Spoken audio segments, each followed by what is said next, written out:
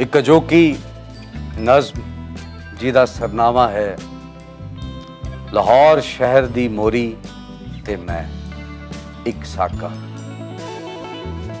12वीं सदी का एक तारीखी टाकरा नज़म शुरू होंदी है। लंघ थी लंघ बदरोयो अड़िए,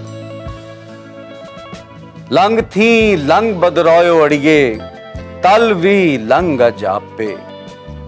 ना हथ जट मुहसल सामे, ना शामा दे घापे। ना जादू ना चंद ना सूरज, ना उत्तम लौ पवन परिछत पान कन्हैया। ना भैरू ना भूत पाल, ना रावल काला काल बास जद खिजर बरामा। मैं मोरी मोरी दा दम एकला भलियो, कम न सौड़ देवे। नफर कुल जम्मे जागे जम, अगे असपस वार। मैं मोरी मैं कंड शहर दी, बदरो कांग करो।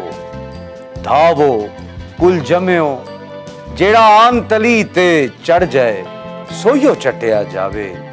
सरसर खेड़ मचाओ, कोई आ सावन लथे। रत्ते रंग बटालो आने, मोरी हो जाए आकी। आकी खाओ मास कटाकी, पुत अपन्यो रज मोरी नाल संझापो। अज थी अपने दीवे बलन अगासी, बदरो कांग बने। चंद चढ़े कुल आलम वेखे, कोई ना रह जाए बाकी। मैं मोरी मैं आकी, झूंझो गारो, झूंझो